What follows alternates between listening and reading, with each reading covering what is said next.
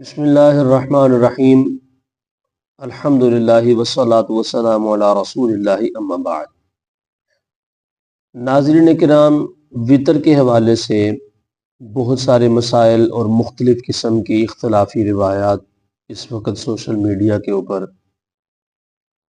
پھیلی ہوئی ہیں اور بہت زیادہ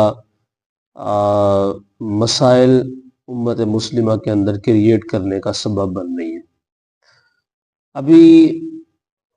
ایک روایت آپ کے سامنے میں عرض کرتا ہوں، اس میں نبی مکرم صلی اللہ تعالی علیہ وآلہ وسلم کی ایک حدیث پاک جو ہے وہ پیش کی جا رہی ہے مستدرک للحاکم سے، کہ اس میں رسول اللہ صلی اللہ علیہ وسلم نے ارشاد فرمایا ہے کہ وطر جو ہے وہ مغرب کی نماز کی طرح نہ پڑھو، اور اس میں ایک سٹیٹمنٹ ہے، ایک جملہ ہے، اس کو زیادہ شو آف کیا جا رہا ہے، جس میں ہے کہ لا یقعد الا فی آخرہن، کہ تم نے نہیں بیٹھنا مگر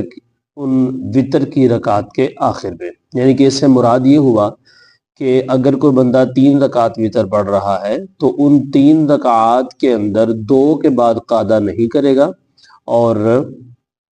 تیسری مکمل کرنے کے بعد تینوں رکعات اکٹھی پڑھی جائیں گی بغیر درمیان میں تحیات کے، تو اس کے بعد پھر آخری رکعت تیسری ادا کرنے کے بعد آخر پہ تحیات کر کے تو پھر اپنی نماز کو السلام علیکم ورحمۃ اللہ سلام پھیرنے کے ساتھ مکمل کر لیا جائے گا۔ اب یہ روایت جو ہے اس کو مستدرک للحاکم کے ریفرنس سے پیش کیا جا رہا ہے، اور اس میں یہ تاثر دیا جا رہا ہے کہ مغرب کی نماز کی طرح اگر کوئی بندہ 3 وطر پڑھنا چاہتا ہے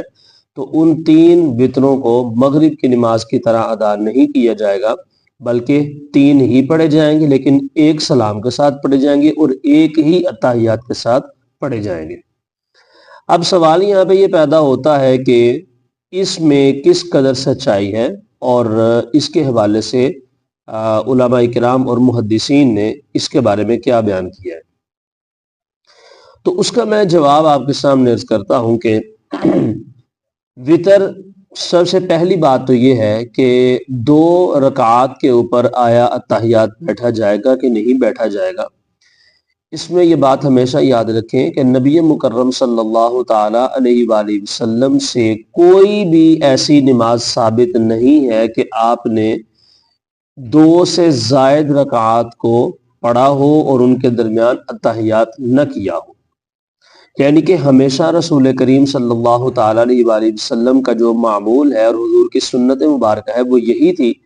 کہ رسول اللہ صلی اللہ تعالی علیہ وآلہ وسلم 2 رکعات ادا کرنے کے بعد اتحیات پہ تشریف فرما ہوا کرتے تھے، اس کے بعد پھر آپ نے بقیہ نماز جو ہے وہ پڑھنی ہوتی تھی۔ اگر وہ 4 رکعتی نماز ہوتی تھی تو اس کے بعد پھر آپ 2 رکعتیں پڑھنے کے بعد اتحیات کرتے تھے، تو 4 رکعتی نماز ہوتی تھی یا 3 رکعتی نماز ہوتی تھی تو اس میں رسول اللہ صلی اللہ تعالی علیہ وسلم 2 اتحیات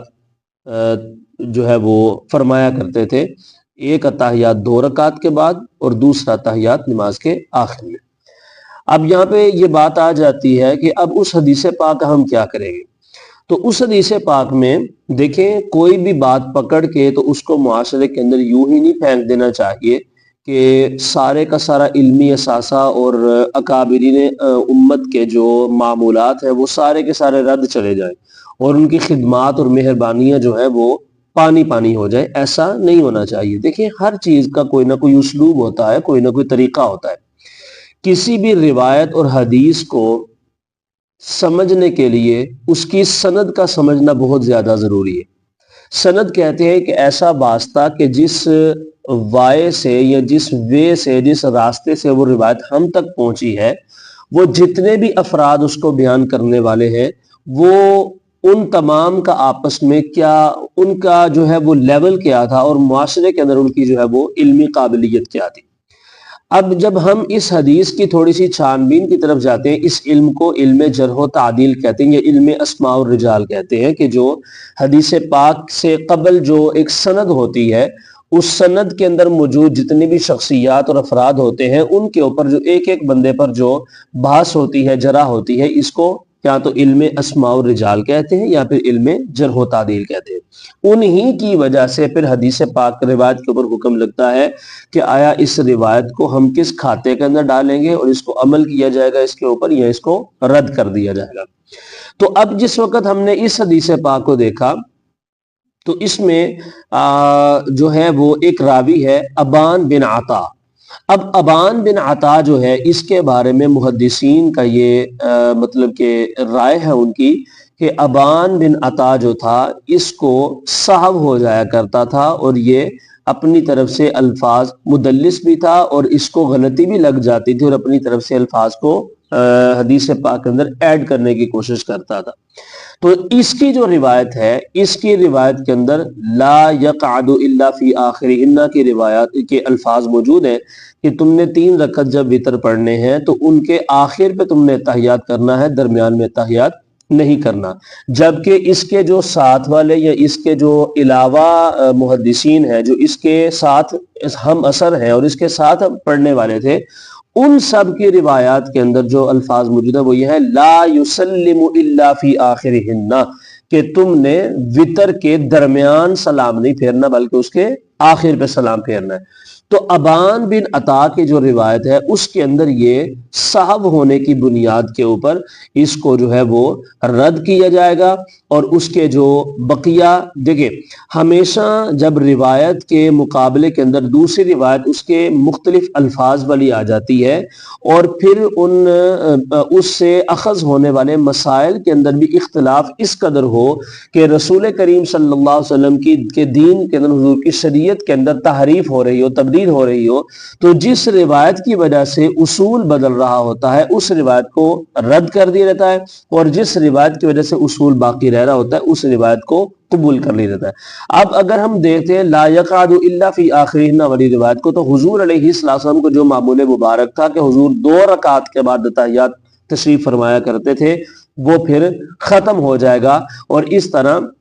حضور علیہ السلام کو جو ایک طریقہ ہے، اور یہی طریقہ اسلاف بزرگان دین صحابہ کرام اجماع امت سے بھی ثابت ہے اور